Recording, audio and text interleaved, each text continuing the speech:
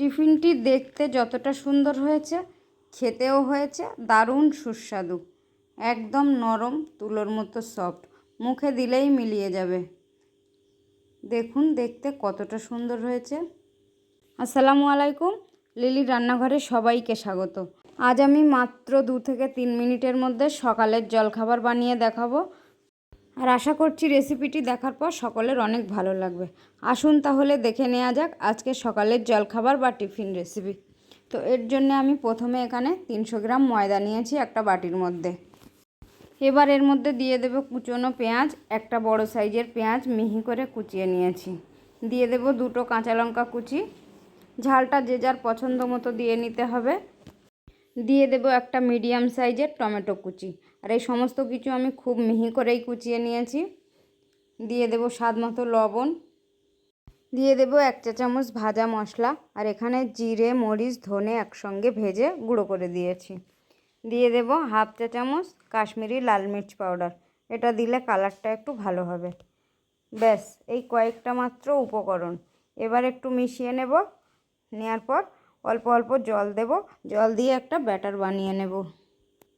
আর এই ব্যাটারের ঘনত্বটা খুব বেশি পাতলাও হবে না, আবার খুব বেশি মোটাও হবে না, ঠিক মাঝামাঝি। ব্যাটারটা গোলানো হয়ে গেলে এর মধ্যে দিয়ে দেব 2টো ডিম ফাটিয়ে, আর দিয়ে দেব একটু ধনেপাতা কুচি। দেওয়ার পর খুব ভালোভাবে এবার ফেটিয়ে নেব।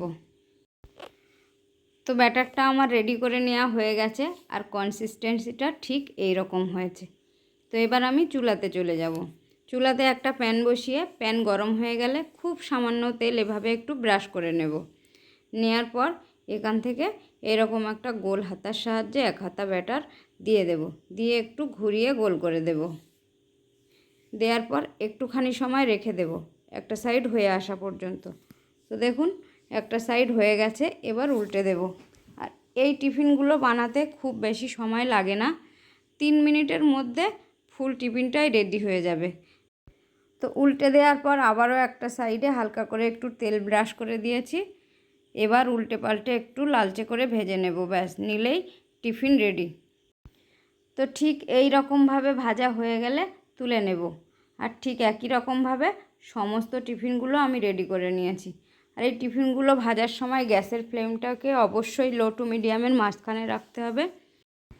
তো টিফিনগুলো দেখুন কতটা পাতলা হয়েছে আর কতটা সফট হয়েছে, একদম হাতের মধ্যে চলে যাচ্ছে। আর এইভাবে একবার হলেও বানিয়ে দেখার রিকোয়েস্ট রইল।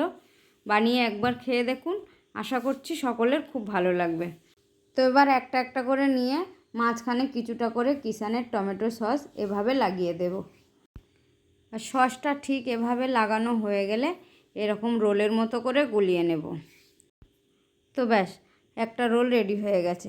আর ঠিক একইভাবে সমস্ত রোলগুলোকে আমি রেডি করে নিয়েছি। আর এইভাবে বাচ্চাদেরকে একবার বানিয়ে দিয়ে দেখুন, বাচ্চারা প্রতিদিন বায়না করবে এইভাবে টিফিনটি বানিয়ে দেওয়ার জন্যে।